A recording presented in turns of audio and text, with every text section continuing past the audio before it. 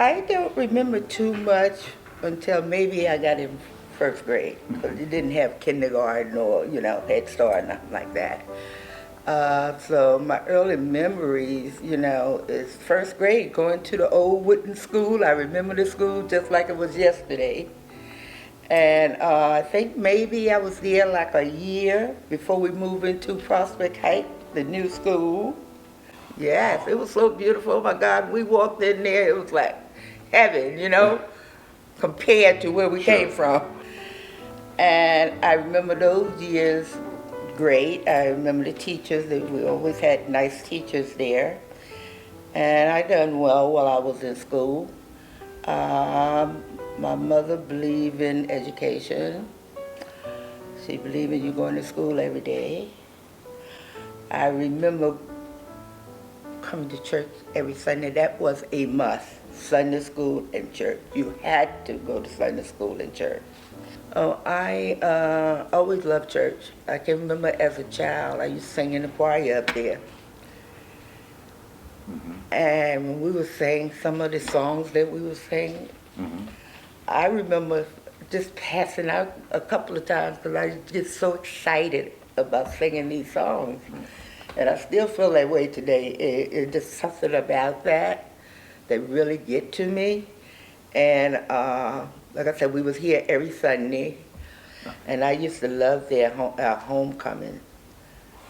Yes, that was in August, and during that time it was outside, right out there, mm-hmm. and the people would just come from everywhere. It was just a joyful Sunday, and then we had revival 5 days a week, and it was just a beautiful thing. And I can remember the elderly sitting all over the church, and my grandfather, he would walk in. I don't know, for some reason he always had to be late coming into church. And he would come into church, and he would like stop as he come through the door. And we'd be sitting here, and he would stand right in the middle of the church and look around till he saw all his grandkids. Then he would point us out one by one, and we had to go over there and sit on the front pew. It was so embarrassing. The neighborhood was a great neighborhood. It was family oriented. Everybody looked out for everybody. And I mean, if you saw your child doing anything, the neighbors would call and report it, and they were allowed to chastise you or whatever. Back in those days, they raised other people's children. I guess the parents went off to work or whatever and had nobody to watch the kids. And my grandfather raised those kids with my mother, brother, and her. And it was one particular one, we call her Aunt Ruth. I don't even know if she was in the family, but she was my mother's sister until she died. They were like this, very, very, very close. And she was a big part of our life, helping my mom raise us and giving us the things that we needed. And I can remember my mother working 3 or 4 or 5 houses on that road she worked. And I can remember her, one day I asked her, well, how much money do you make? She said, 50 cents an hour. And I was like, oh my, it was just so hard to believe that you would go out and work for 50 cents an hour. But back in those days, hey, I guess that's what it was. So my mom worked very hard, very hard.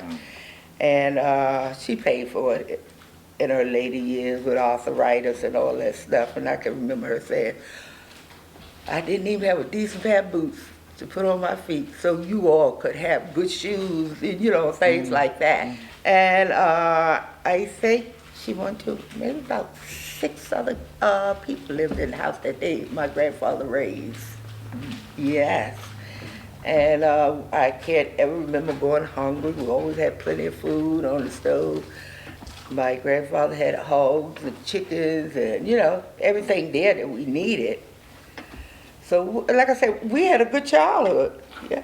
And I can remember maybe one of the first one had telephone. I know my grandma, my mother didn't have telephone. They used to come to our house and use our phone.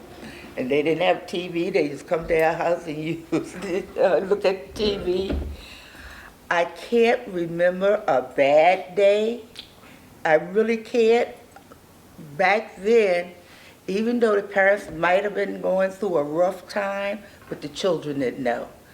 Now, I found out in later years, as I got older, how my mother struggled. But growing up, we didn't know she was struggling. And like my grandparents was a big help to my mother, because my mother and father had split up. He had moved on, and she was raising 6 of us. She and her father, my grandfather, like my mom was working 2 or 3 jobs, and my grandfather was raising the children. Yes, and as we got older, we started taking care of the younger ones. Yes, so I learned how to cook at a very young age. I mean, we worked so hard as children, because my grandfather raised gardens, and we had to get out there and pick potatoes, tomatoes, and string beans. At that time, we didn't have running water. We had to go to the spring and bring water back to the house. We had to help him mow the grass, because this was a lot of property. So we had to get out there, and it was 6 of us in all. The first 3 was my brother, myself, and my older sister. So we had a lot of work that we had to do. And we didn't believe in those days of putting parents in nursing homes. And when my grandfather got sick, we took care of him at home. My mother worked, and we was like the nurses. We took care of our grandfather. I didn't know my grandma because she died earlier. And, you know, we had to bathe him and everything because he had a stroke. We had to feed him. So our life, we worked as children. I mean, we did have a little time to play, but not a whole lot. And I can remember my mother saying, we would say, well, can we go to so-and-so house? And she would look at us and say, it is 6 of you all. It's enough for you all to play together. You're not going to nobody's house. Don't nobody want y'all in the house dirtying up their house. Yeah, so, you know, we played at home. We played marbles, jacks, baseball, any game that hopscotch, anything you could do outside, we done it. We made wagons and go-karts. We sled ride. And we just had a good childhood, like I said, until I reached the age that I realized it wasn't as good as we thought it was, you know, yeah. And on Christmas, we had the best Christmas. We really thought Santa Claus was bringing us all this stuff. Santa Claus wasn't bringing us nothing. Found out my mother had relatives who lived in New York. Mm-hmm. And she worked for the band leader, Mitch Miller. And we got all his children clothes, doll baby, comic books. Every year we got big boxes, and we thought, you know, I think as I really started getting older, I don't know, for some reason I knew this wasn't the life I wanted. As a young child, I just didn't want that life. And I always was trying to find a way, how could I get out from this? Yes, it was, I don't know what it was in my head, but I just knew this wasn't me. Okay, keep with that. And yeah, and my grandfather, wait a minute, I'm going too fast. My sister got killed in a car accident at 17, I was 16. And once she got killed, it was really over with, yeah, for me here. And my grandfather was going to New York one Christmas, and he asked me, you want to ride? He just called me Tut. Tut, you want to ride with me? And I said, yes. And I knew that was my escape. And I packed my clothes, and my mother said, why are you packing so many clothes? I said, well, you know, people in the city, they chase 2 or 3 times a day. You know, I just want to make sure I have enough. But I knew what I was going to do. I wasn't coming back. And I went to New York, and I stayed. You were really motivated to get out of town. Yes. And I'm not going to pry into your family issues, but as a young person of color, when you got and settled in New York, was there anything different, or was it much the same in terms of walking down the sidewalk and how you were treated, or in general, was the racial experience any different between here and New York? Or I don't think it was no different. It's just that I didn't want to be in Orange, I think. That was the big thing. Mm-hmm. Maybe because we worked so hard as children, maybe that's what I was running away from. Mm-hmm. You know, maybe I thought I could get some relief from that. But really, it wasn't a whole lot of different. Okay. I mean, I got a job up there and work too, but I don't know, it was just a different, not working in gardens and toting water and Sure, that kind of thing. Yes. Yes. I was in the left year. I was in the 11th grade, and I went to New York. I furthered my education. I got my GED. I went to business school. Good.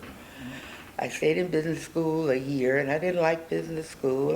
First, I worked as a nurse's aide for 12 years, and I said, no, I don't like this either. This isn't me. I was married. I had 2 kids. Stayed married for 12 years. And my husband broke up, and I got another job as a mental health aide.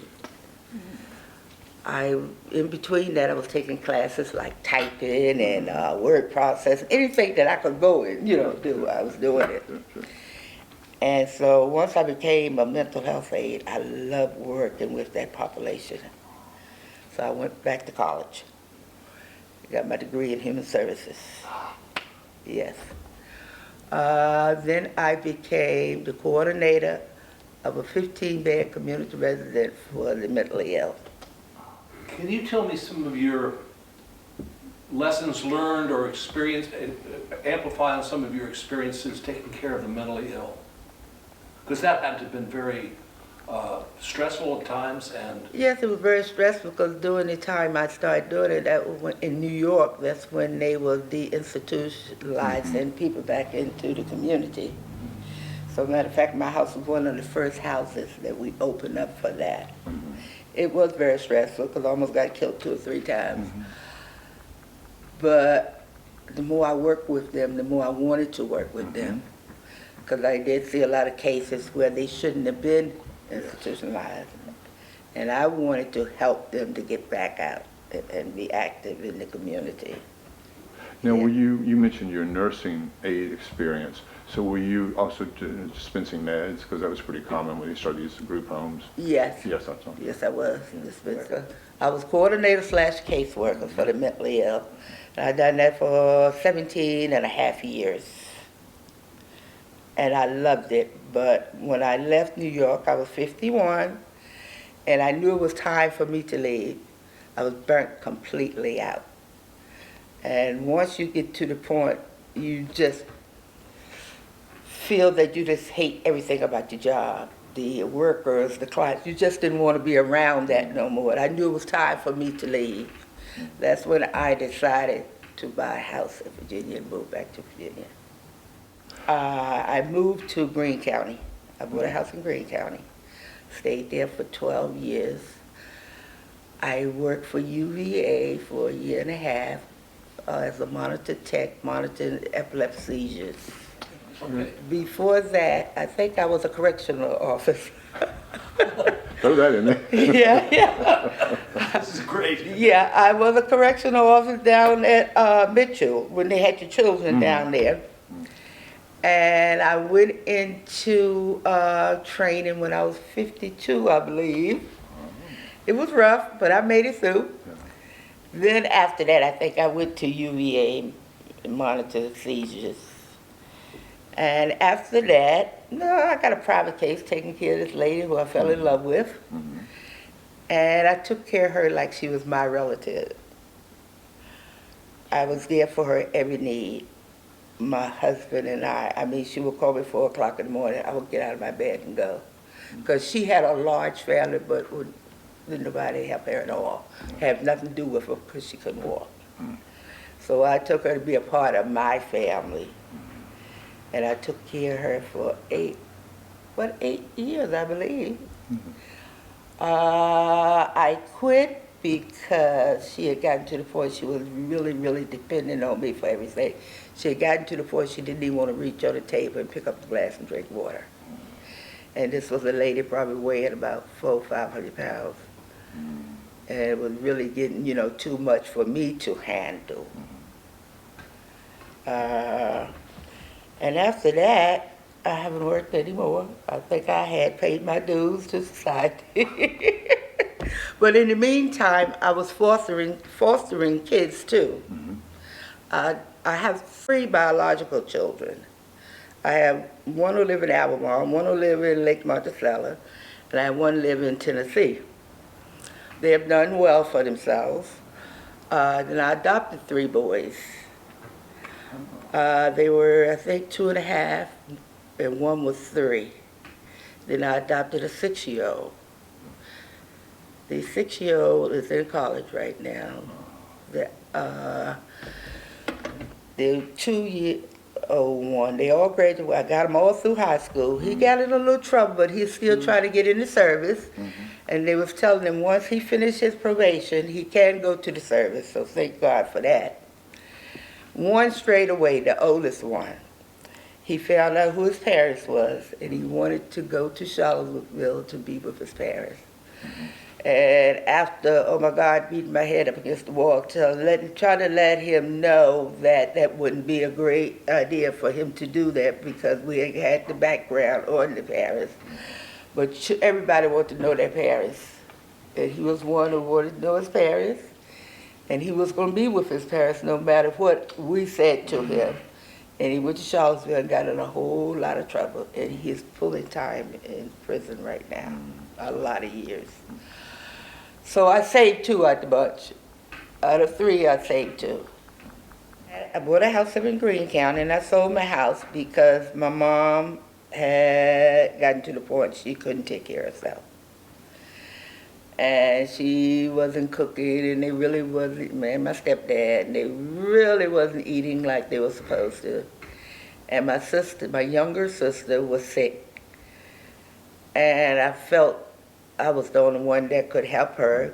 I did have one brother here who lived down out of Orange on 20. And I moved back and bought a house up there to help take care of her. To the home place? I live right across from the home place. Yeah, the home place was like here, and I'm here. Yeah. And I took care of her until she passed. She passed, September will be 2 years. And by the way, I was married the second time, too. And my husband passed the end of this month, be 2 years. His death and my mom's death was 38 days apart. Yeah. What are your thoughts? The church, of course, like all churches, not just in Orange, but throughout the states, are dwindling because older people who came more often are passing. Younger people have, not all, but many have a different idea, a different way of worshiping, a different thought about it. So what are your thoughts for the future of this church? Well, I hope and pray that once we install our new minister, that we will start growing again. And hope and pray that some of the young people will come into the church. Yes. Did you find that when you were a child that the church was more than a church? It was also a social center, Oh, yes. a gathering place, a meeting house? Yes, I felt it was a social gathering. It's when you get to see everyone and, communicate with them. Because like I said, we wasn't allowed to visit. So it was like a honeymoon period on a Sunday when you come in and you see everyone that you can talk to. Because otherwise you only saw them on the school bus. Because we wasn't going to visit nobody at their homes. But I love church, and if I don't go to church on a Sunday, I feel like I have to give God some of my time, because if I don't, my week just isn't right. It just seems like nothing works out right if I don't go to church. Yeah. I think basically all the jobs I had was helping people. That's just me, my nature, I just like helping people. So whatever I can do to help. This is why I think I stay in foster care. Because basically, like I said, I thought I had a very good life, and I would like to give something back, especially these kids today. So many of them are going like it. Kid told me yesterday, my great-granddaughter said, "Grandma, can you stop and buy me something to eat?" I said, "We're on our way home, you'll be there in a minute, you're not going to starve." And she said, "Oh, yes, I am." And the oldest kid said, "You don't know what starvation is." And it just broke my heart. I said, "Well, what do you know about it?" He said, "We went 6 days without food one time, and all we had was water." I said, And you know, I just wanted to die. I just couldn't believe a child is telling me this. So I said, well, why did you go 6 days without food? He said, well, we lived in Nelson County, and my father had us, and he didn't have a job, and he did not have no money to buy no food. He said, I would go to the cabinet every day and open up the cabinet. There wasn't nothing in the cabinet. He said, so all we had was water. I said, so when did you get some food to eat? He said, my father's sister came and brought us some food on the 6th day. Yes, and this is coming from a child's mouth. When did you hear this story? Yesterday. These are new guys. Well, Yeah. thank you for the work you're doing. One thing we always like to ask people is, what words of advice would you have for the younger generation today? I think word of advice is get all the education you can get and give God some of your time.